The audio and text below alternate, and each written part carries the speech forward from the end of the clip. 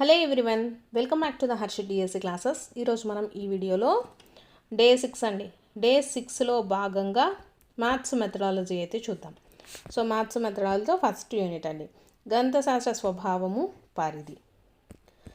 దీనికి సంబంధించినటువంటి టెస్ట్ అండి. ఫస్ట్ క్వశ్చన్ అయితే చూద్దాము. గణితంలో ఒక సిద్ధాంతాన్ని నిరూపించేటప్పుడు నిగమన హేతువాదం దేని మీద ఆధారపడుతుంది?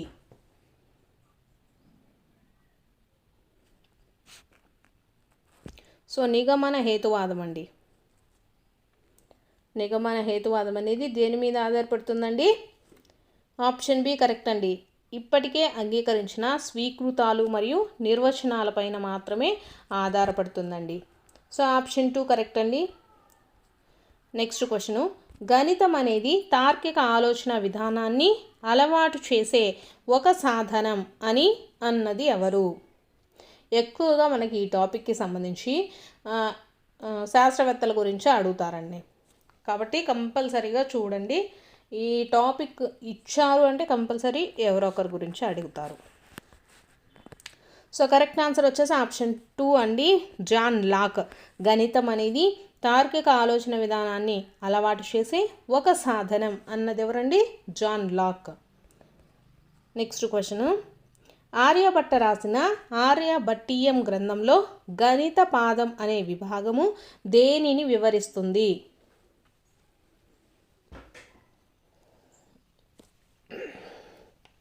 కరెక్ట్ ఆన్సర్ వచ్చేసి ఆప్షన్ సి అండి, క్షేత్ర గణితం మరియు అంకగణితం.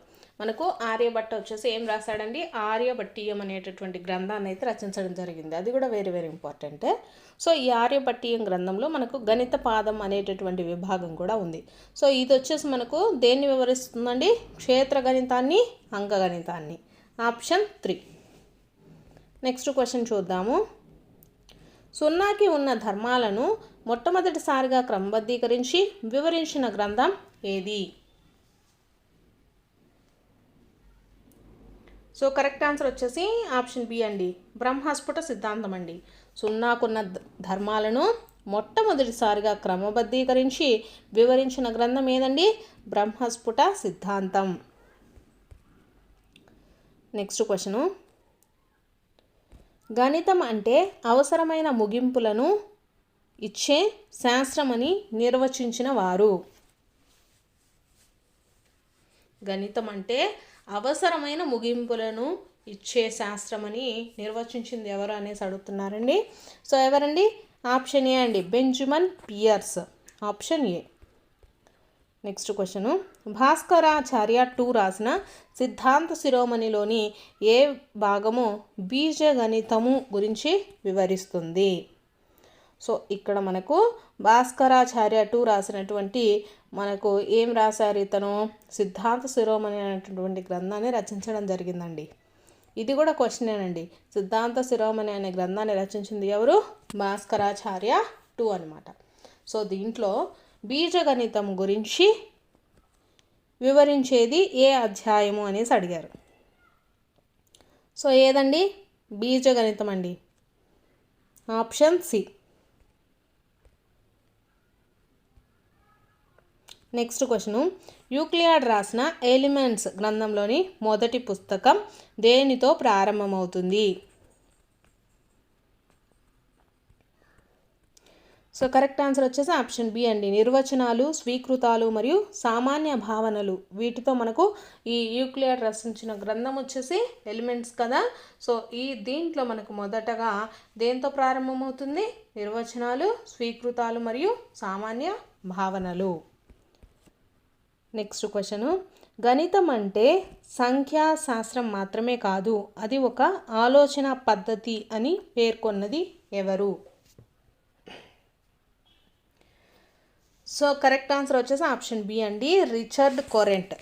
గణితం అంటే సంఖ్యల శాస్త్రం మాత్రమే కాదు, అది ఒక ఆలోచన పద్ధతి అని పేర్కొన్నది ఎవరండి? రిచర్డ్ కోరెంట్. నెక్స్ట్ క్వశ్చన్, గణితంలో అమూర్తత పెరిగే కొద్దీ ఏ లక్షణం పెరుగుతుంది? సో ఏం పెరుగుతుందండి? సార్వత్రికత అండి. సార్వత్రికత అనేది పెరుగుతుంది. ఆప్షన్ బి అండి. నెక్స్ట్ క్వశ్చను, గణితంలో ప్రతి కొత్త ఆవిష్కరణ పాత సత్యాలను మార్చదు, కేవలం వాటిని విస్తరిస్తుంది. ఇది గణితంలోని ఏ లక్షణాన్ని తెలుపుతుంది అనేసి ఇచ్చారండి.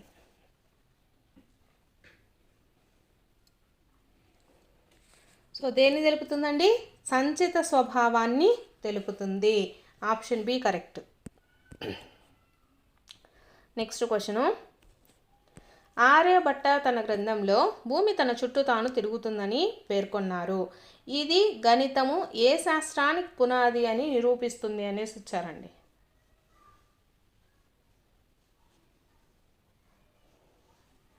సో ఏ శాస్త్రానికండి? ఖగోళ శాస్త్రానికండి. ఆర్యభట్ట తన గ్రంథంలో ఏం రాశాడు? భూమి తన చుట్టూ తాను తిరుగుతూ ఉందని పేర్కొనడం జరిగిందనమాట. సో ఇది గణితం ఏ శాస్త్రానికి పునాది తెలుపుతుంది? ఖగోళ శాస్త్రం. ఖగోళ శాస్త్రంలో మనకు భూమి గురించి తెలియజేయడం జరుగుతుంది కదా. సో కాబట్టి గణిత శాస్త్రం మనకు ఏ శాస్త్రానికి పునాది? ఖగోళ శాస్త్రానికి. Next question. వోగల్స్ చెస్ట్ ప్రకారము గణిత పాఠ్యపుస్తకము నిమ్న, సగటు, ఉన్నత స్థాయి విద్యార్థులకు సరిపోయేలా ఉండాలని సూచించే అంశం ఏది అనేసి అడుగుతున్నారండి.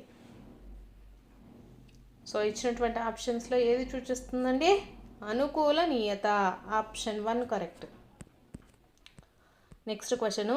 క్రింది వానిలో సరి అయినది సూచించండి అనేసి ఇచ్చారండి. ఫస్ట్ది ఆర్యభట్ట సిద్ధాంతము. ఆప్షన్ బి బ్రహ్మగుప్త కరణ కుతూహలము. ఆప్షన్ సి భాస్కరాచార్య కరణఖండ కార్జక అనేసి ఇచ్చారండి. సో సరి అయింది ఏది అనేసి అడుగుతున్నారు. సరి అయింది వచ్చేసి ఏ మాత్రమే అండి. First option correct. So Aryabhata వచ్చేసి మనకు ఆర్యభట్ట సిద్ధాంతాన్ని అలాగే దీంతో పాటు సూర్య సిద్ధాంతాన్ని కూడా రచించారండి. ఆర్యభట్ట రచించింది ఏమేంటివండి? ఆర్యభట్ట సిద్ధాంతము, సూర్య సిద్ధాంతం రచించారు. నెక్స్ట్ బ్రహ్మగుప్తని చూసుకున్నట్లయితే బ్రహ్మగుప్త ఏం రాశారండి?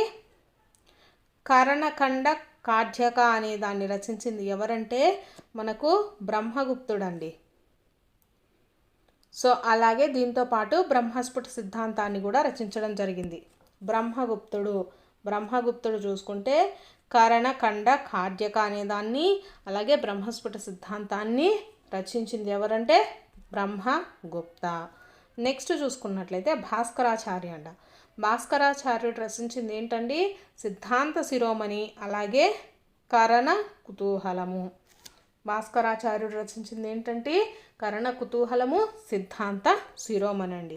ఈడ ఇచ్చినవన్నీ ఈ రెండు రివర్స్ ఇచ్చారు. సో కాబట్టి కరెక్ట్ అయినది ఏంటండి? ఆప్షన్ 1 మాత్రమే. Next question. గణిత శాస్త్ర బోధనా విలువల వర్గీకరణలో గణిత శాస్త్రము ఒక ఆలోచన విధానమని పేర్కొన్న గణిత శాస్త్రవేత్త ఎవరు? సో ఎవరండి? యంగ్ అండి. Option 2 correct. Next question. కొన్ని జతల బేస్ సంఖ్యలను తీసుకొని ప్రతి జతలోని బేస్ సంఖ్యలను సంకలనం చేయటం ద్వారా ఏ జత బేస్ సంఖ్యల మొత్తమైన సరి సంఖ్య అవుతుందని నిర్ధారణకు రావటము ఈ రకమైన హేతువాదం అనేసి వచ్చారండి. ఆప్షన్స్లో మనకు విశ్లేషణ, సంశ్లేషణాత్మక హేతువాదము, ఆగమన హేతువాదము, నిగమన హేతువాదం అనేసి వచ్చారు. సో ఏమవుతుందండి? ఇది ఆగమన హేతువాదం అవుతుంది. ఆప్షన్ 3 అండి. Next question. గణితం అంటే అవసరమైన నిర్ధారణలను రాబట్టే శాస్త్రం అని నిర్వచించింది ఎవరు? వెరీ వెరీ ఇంపార్టెంట్ అండి. చాలాసార్లు కూడా మనల్ని అడగడం జరిగింది. సో ఎవరండి? బెంజమిన్ పియర్స్ అండి. ఆప్షన్ 2. Next question. గణితం అంటే పరిమాణ శాస్త్రం అని నిర్వచించిన వారు? గణితం అంటే పరిమాణ శాస్త్రం అని నిర్వచించిన వారు ఎవరండి? అరిస్టాటిల్ అండి. ఆప్షన్ 2. Next question. 10వ తరగతి విద్యార్థులకు అంకగణిత సమస్యలు బీజగణితం ఆధారంగా చేసుకొని బోధింపబడ్డాయి. ఇది సూచించే సహసంబంధం ఏది అనేసి అడిగారండి. సో ఇది మనకు ఏ సంబంధం అవుతుందండి? గణితంలో వివిధ శాఖలతో అంతర్గత సహసంబంధం అవుతుంది. ఆప్షన్ 4 అండి. Next question. గణితంలో బాహ్య సహసంబంధానికి ఉదాహరణ ఏది అనేసి అడుగుతున్నారు. గణితంలో బాహ్య సహసంబంధానికి ఉదాహరణ. సో ఏమవుతుందండి? బీజగణితము, భౌతిక శాస్త్రము. ఆప్షన్ 4. Next question. క్రింది వానిలో గణిత స్వభావానికి చెందనిది ఏది? సో కరెక్ట్ ఆన్సర్ వచ్చేసి సందిగ్ధత అండి. సందిగ్ధత అనేది మనకు గణితంలో ఉండదు. కాబట్టి సో ఇవి వచ్చేసి మనకు గణితానికి సంబంధించి మెథడాలజీలో ఉండేటటువంటి బిట్స్. మీకు కనుక వీడియో నచ్చితే తప్పకుండా లైక్ చేయండి, అలాగే సబ్స్క్రైబ్ చేసుకోండి. రేపటికి సంబంధించినటువంటి సిలబస్ నెక్స్ట్ వీడియోలో పోస్ట్ చేయడం జరుగుతుంది.